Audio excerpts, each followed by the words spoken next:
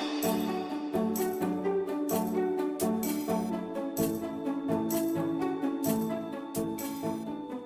pagi para sahabat sekalian, jumpa lagi dengan saya Rinong Duk In Altum dalam renungan Embun Rohani Pagi dari kota Ambon Manise, Jumat 10 Juli 2020. Mari kita siapkan hati untuk berdoa.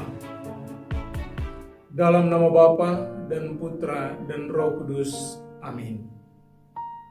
Tuhan Allah Bapa yang Maha Kuasa, mengikutimu di dunia ini memang tidaklah mudah.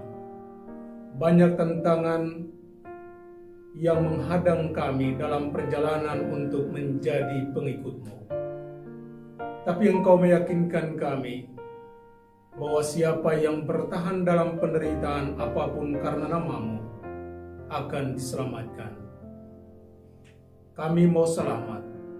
Karena itu kami mohon, curahkanlah Roh Kudus-Mu atas hati dan pikiran kami saat ini untuk mendengarkan dan menghayati firman-Mu, dan kuatkanlah kami dalam tugas pewartaan menjadi saksi-Mu dimanapun kami berada dan kemanapun kami pergi. Doa ini kami panjatkan kepadamu dengan perantaraan Kristus Tuhan kami. Amin. Dalam nama Bapa dan Putra dan Roh Kudus. Amin.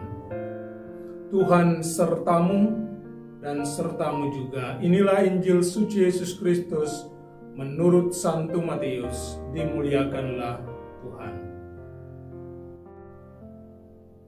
Yesus berkata, "Lihat, aku mengutus kamu seperti domba ke tengah-tengah serigala. Sebab itu hendaklah kamu cerdik seperti ular dan tulus seperti merpati. Tetapi waspadalah terhadap semua orang, karena ada yang akan menyerahkan kamu kepada majelis agama, dan mereka akan menyesak kamu di rumah ibadatnya. Dan karena aku, kamu akan digiring ke muka penguasa-penguasa dan raja-raja, sebagai suatu kesaksian bagi mereka dan bagi orang-orang yang tidak mengenal Allah. Apabila mereka menyerahkan kamu, janganlah kamu khawatir akan bagaimana dan akan apa yang harus kamu katakan, karena semuanya itu akan dikaruniakan kepadamu pada saat itu juga.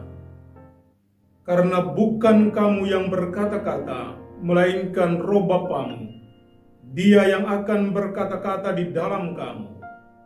Orang yang akan menyerahkan saudaranya untuk dibunuh, demikian juga seorang ayah akan anaknya. Dan anak-anak akan memberontak terhadap orang tuanya dan akan membunuh mereka. Dan kamu akan dibenci semua orang oleh karena namaku. Tapi orang yang bertahan sampai pada kesudahannya akan selamat. Apabila mereka menganiaya kamu dalam kota yang satu, larilah ke kota yang lain. Karena aku berkata kepadamu, sesungguhnya sebelum kamu selesai mengunjungi kota-kota Israel, Anak Manusia sudah datang." Demikianlah Injil Tuhan. Terpujilah Kristus.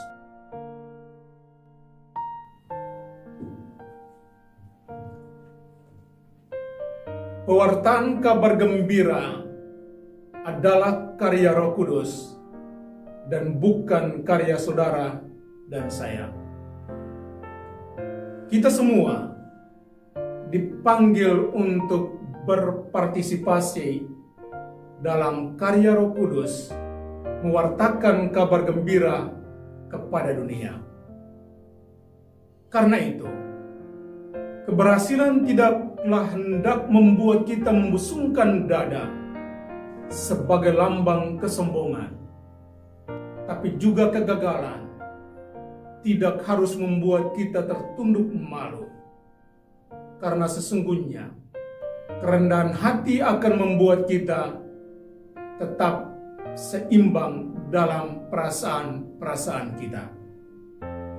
Para sahabat sekalian,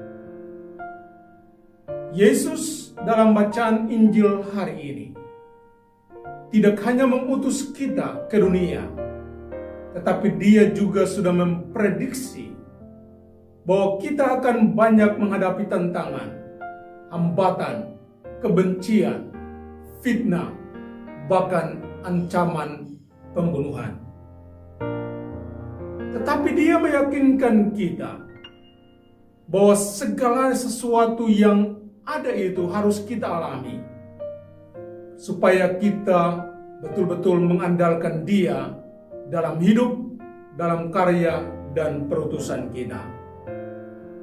Firman Tuhan di pagi hari ini mau mengatakan kepada kita beberapa hal penting sebagai berikut. Pertama, iblis akan selalu menghadang karya pewartaan kabar gembira di dunia ini. Tapi janganlah takut, jangan gentar, karena Tuhanlah kekuatan kita. Kedua, para martir telah membuktikan bahwa ancaman, bahwa tantangan, bahkan sampai kematian pun tidak membuat mereka gentar, takut, dan lari. Mereka rela mati demi Yesus karena mereka mempunyai keyakinan bahwa barang siapa menyerahkan nyawanya untuk dan demi Yesus di dunia ini akan memperolehnya kembali di surga kelak. Ketiga, bahwa pewartaan kabar gembira kepada dunia adalah karya Roh Kudus, bukan karya kita semata. Kita semua dipanggil dalam cara dan bentuk hidup kita masing-masing untuk menjadi saksi dari pewartaan kabar gembira itu. Karena itu, keberhasilan tidak harus membuat kita menyombongkan diri di hadapan orang lain, tapi juga kegagalan, penolakan terhadap kita, hendaknya juga tidak membuat kita kecewa, putus asa, dan meninggalkan Yesus. Semuanya mau mengatakan kepada kita bahwa sama seperti Yesus sendiri mengalami penolakan, bahkan penganiayaan dan pembunuhan, maka di jalan yang sama kita pun akan melaluinya. Dan percayalah bahwa barang siapa mengikuti Yesus dalam semua deritanya, dia pun akan menikmati kemuliaan kebangkitan bersama Yesus. Semoga demikian. Amin. Terimalah berkat Tuhan. Tuhan sertamu dan sertamu juga.